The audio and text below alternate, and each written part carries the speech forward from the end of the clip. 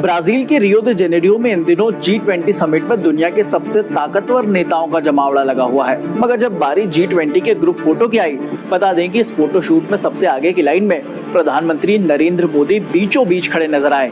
इसके साथ तुर्की, ब्राजील समेत दूसरे देशों के राष्ट्राध्यक्ष भी मौजूद रहे। नरेंद्र मोदी जो है, आप देखें कि उसको कितनी सेंटर स्टेज पे मिलती है जगह। अभी ये जो G20 की हुई है, Narendra Modi was in the centre. सुना बाइडेन और Italian prime minister Meloni and Canadian prime minister उस तस्वीर में नहीं आए। वो ये है ऐसा, मतलब क्या करें आप, अगर कुछ इसमें जेलसी फील करते हैं या ये कि हमारे प्राइम मिनिस्टर के साथ क्यों नहीं, हमारे प्रेसिडेंट के साथ क्यों नहीं, तो आप कर सकते हैं। लेकिन देखिए उनका अपना एक स्टेटस बन चुका है। एक तो ये कि इंडिया का स्टेटस जहां पर है वो पहुंच चुका है, फिर मोदी साहब का अपना स्टेटस जहां पर अब है, सबसे ज्यादा उनके सब्सक्राइबर्स हैं एक्स पर, ट्विटर पर, और भी बहुत सारी चीजें। तो वो ऑब्वियसली हर बंदियों की भी ख्वाहिश होती है कि उनके चाहूंगा, बल्कि मैं समझता हूं कि हर बच्चे को चाहिए कि भारत की स्टोरी को देखे, भारत की स्टोरी को सीखे कि ये भारत ने तरक्की किस तरह की है।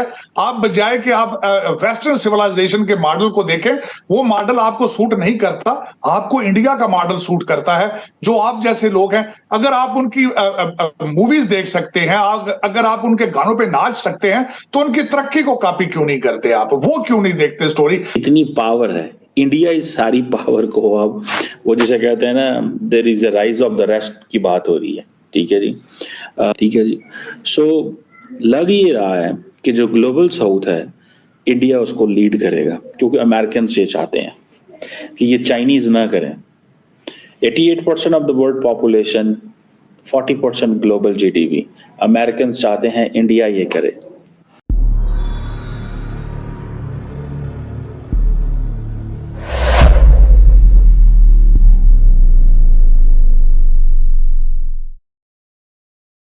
India's role is emerging in international politics. और ये चीज़ जो है that gives them a sense कि इंडिया जो है अब वो उसका इन्फ्लुएंस या उसकी जो आप समझ लें कि ऑरा जो है पॉलिटिकल लेवल पे, डिप्लोमेटिकली पूरी दुनिया में वो एनहांस हो रहा है। और इंडिया अपने आप को एक सिग्निफिकेंट देखें ग्लोबल प्लेयर के तौर पे सामने आ चुका हुआ, जिसमें आप देखते हैं कि यूनाइटेड किंगडम जो है वो 5वीं बड़ी इकोनॉमी हुआ करता था, लेकिन इंडिया उसको सरपास कर गया 2022 में। ठीक है, सो इसमें आप अंदाजा लगा लें, there is a wake up call, and that wake up call is that India is emerging very fast, India is a leader. ये मैं नहीं कह रहा, these are the statistics, global politics की रियलिटीज हैं। ठीक है जी, and they believe that India is a trustworthy partner. वो तब तक जब तक India doesn't start investing at a big scale like China. The moment India will start investing, the moment it will be a challenging. Narendra Modi जो है, आप देखें कि उसको कितनी सेंटर स्टेज पे मिलती है जगह। अभी ये जो G20 की हुई है, Narendra Modi was in the centre. सुना बाइडेन और Italian prime minister Meloni and Canadian prime minister उस तस्वीर में नहीं आए। वो भी मसरूफ हो गए और वो भूल गए, ठीक है ना जी, और उधर बस वो नहीं तस्वीर में आ सके। बहरहाल ये चीज़ें जो हैं देखना पड़ेगा क्या होता है क्या नहीं होता। और ग्लोबल साउथ, अमेरिकन चाहते हैं कि इंडिया के हाथ में चला जाए, वो खुद ही चाहते हैं। एक तो वो, मैं ये अमेरिकन की जो स्ट्रेटेजिक थिंकर्स हैं, मैं उनके लेवल पे अगर देखूं, जो स्टेट डिपार्टमेंट में लोग होंगे, डिफेंस में होंगे, बिकॉज वो कहते हैं अगर हमारा इन्फ्लुएंस ना हो तो किसी ऐसे पार्टनर का इन्फ्लुएंस हो जो वहाँ पे मौजूद हो। बाकी जो ममालिक हैं, फ्रांस, जर्मनी, वो ग्लोबल साउथ में भी इंटरेस्टेड नहीं है। वो बड़ा केयरफुल, जैसे ना फूंक फूंक का कदम रखते हैं। जैसे अभी उन्होंने फूंक फूंक का कदम ऐसे रखा कि उन्होंने इंडिया के साथ ताल्लुकात तब ठीक किए जब अमेरिका ने कर लिए। यूरोपियंस और तरीके से ऑपरेट करते हैं, उनका वो तरीकाकार नहीं है। आज सारे यूरोपियंस इंडिया क्यों आ रहे हैं? बिकॉज उनको पता है जी कि वो अमेरिकन आ गए हैं, ठीक है आपके पास, तो दे बिलीव इन इट कि हाँ जी बस ठीक है। दे बिलीव इन इट, वो इस चीज पे बिलीव करते हैं कि बस ठीक है, ये कर रहे हैं तो कर रहे हैं।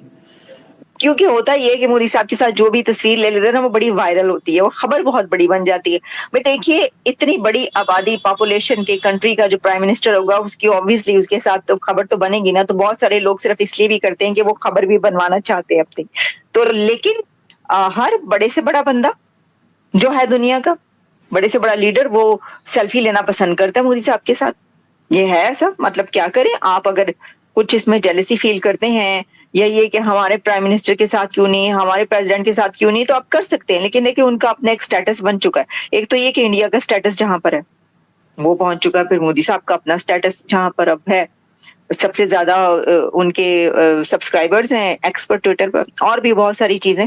तो वो ऑब्वियसली हर बंदियों की भी ख्वाहिश होती है कि उनके साथ सेल्फी लें। अच्छा, अब इसमें हम ये देखते हैं, ये कोई कम बात नहीं है। ये जो गीता गोपीनाथ है ना, जब आप ये कहेंगे ये गीता गोपीनाथ तो मतलब जाहिर है कि उनका कहीं ना कहीं से ताल्लुक इंडिया से है, तो नो। अच्छा, मेलानी का ताल्लुक कैसे इंडिया से, तो मतलब ऐसा नहीं वो भी। तो एक और बात ये कि गीता गोपीनाथ मैनेजिंग डायरेक्टर बन जाएंगी अब आगे। अभी वो डेप्यूटी एमडी है ना, उसके बाद डेप्यूटी एमडी के बाद वो एमडी बनेंगे आईएमएफ की। अब पाकिस्तान को ये सोच लेना चाहिए कि अभी जिनसे वो कर्जा मांग रहे हैं या कर्जा ले रही हैं, जिनका दिया हुआ कर्जा पे मुल्क चल रहा है, वो तो ठीक है ना, एमडी हैं। लेकिन जब गीता गोपीनाथ एमडी बनेगी, अभी भी गीता गोपीनाथ के हाथों से होते हुए तमाम पेपर्स निकलते हैं। डेप्यूटी हैं वो तो ज्यादा, जो डेप्यूटी होते हैं उनके ऊपर ज्यादा काम होता है, वो सारा कुछ देख रहे होते हैं। तो एक इंडियन नजात कह लें या जो भी एक ऐसी खातून जिसका ऑब्वियसली डायरेक्टली इनडायरेक्टली वास्ता है इंडिया से, वही आपको जो है वो कर्ज वर्ज दे रहा है।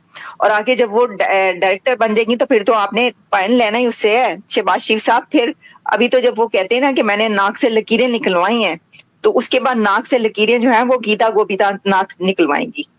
ठीक है, फिर क्या होगा? अभी तो आप वैसे तो कहते हैं ट्रेड नहीं करनी, ये नहीं करना, फिर की करना है तुसी।